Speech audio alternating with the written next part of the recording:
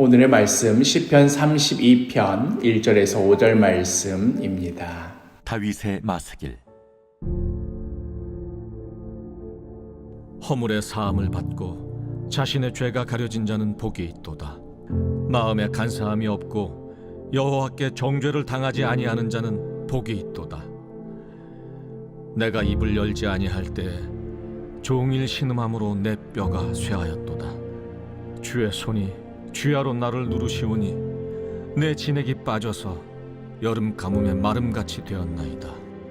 내가 이르기를 내 허물을 여호와께 자복하리라 하고 주께 내 죄를 아뢰고 내 죄악을 숨기지 아니하였더니 곧 주께서 내 죄악을 사하셨나이다. 어느 문화권에서건 권선징악의 이야기는 존재하지요. 착한 일을 하면 언젠가는 보상을 받고 나쁜 일을 하면 언젠가는 벌을 받는다 하는 이야기, 흥부와 놀부 이야기 같이 우리들이 어릴 적 들었던 여러 전래 동화를 생각하더라도 그렇고 또 세계 다른 나라의 여느 이야기들을 떠올려 봐도 마찬가지입니다. 그렇게 우리는 착하게 살아야 된다, 나쁘게 살면 벌 받는다 하는 것이 당연한 것이다, 또 인간의 도리이다 라고 생각합니다. 권선징악의 이야기는 죄를 짓지 않고 착하게 사는 것에 대한 복에 관한 이야기이지요. 그에 비하면 오늘의 본문은 그러한 복이 아닌 굉장히 뜻밖의 복에 대하여 말하고 있습니다. 죄를 지었는데, 되레 나쁜 짓을 했는데 그럼에도 그 죄를 용서를 받고 그 죄가 가려진 자에 대한 복을 이야기하는 것입니다. 시편 1편에서 나오듯 복 있는 사람들은 악인의 꾀를 따르지 아니하며 죄인들의 길에 서지 아니하며 오만한 자들의 자리에 앉지 아니하는 자이다 하는 이 말씀, 이것은 오히려 우리들의 마음에 익숙하고 편안합니다. 그렇게 죄를 짓지 않고 죄인들과 멀리하는 사람이 복이 있어야 하지. 그런데 성경은 그러한 복뿐만 아니라 오히려 하나님의 말씀을 어기는 사람이 누리는 복에 대해서도 말하고 있는 것이지요. 그리고 사실 기독교의 핵심, 기독교의 가장 영광스러운 부분이 바로 이 지점에 놓여 있습니다. 오늘 본문 1절과 2절, 허물의 사함을 받고 자신의 죄가 가려진 자는 복이 있도다.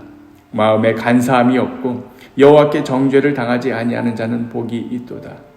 하나님을 떠난 우리의 어찌할 수 없음, 우리의 한계와 우리의 죄악됨을 하나님 앞에서 인정하는 것, 나 스스로의 힘과 능력과 의지로는 결코 주님께 다가갈 수 없음을 직시하는 것, 그리하여 용서함을 베풀어 주시는 주님의 은혜에 나 자신을 내어 맡기는 것.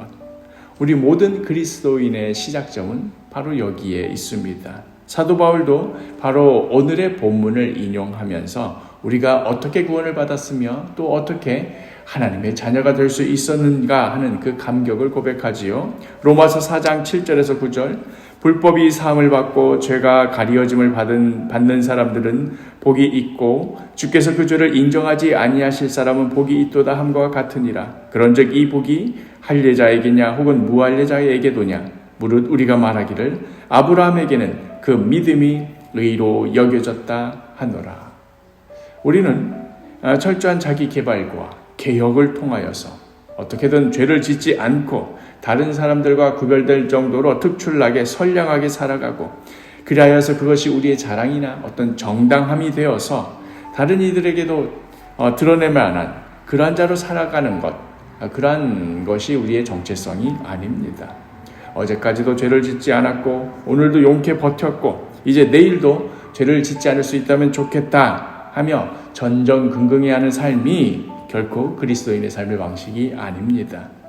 물론 이것이 죄의 문제를 가볍게 여긴다거나 아무 거리낌 없이 죄를 지어도 된다는 말이 아니라 우리의 정체성의 출발점이 죄를 짓지 않으려고 바둥바둥 애를 쓰는 것, 거기에 있지 않다는 점을 강조하는 것입니다. 우리는 철저하게 이미 하나님 앞에 실패한 자로서, 이미 하나님을 반역한 자로서, 거짓과 허영으로 점철된 죄인으로서 이미 다 드러난 자이고 그 한계와 최종적인 운명이 판명이 난 자였습니다.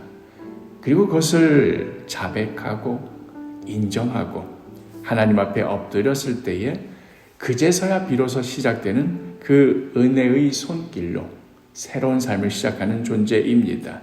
죄를 용케 안 짓고 잘 버텨온 그러한 죄인으로서의 삶이 아니라 나의 어떠함에도 불구하고 의로운 자로 여겨주시는 의인으로서의 주를 향해 자라가는 삶입니다.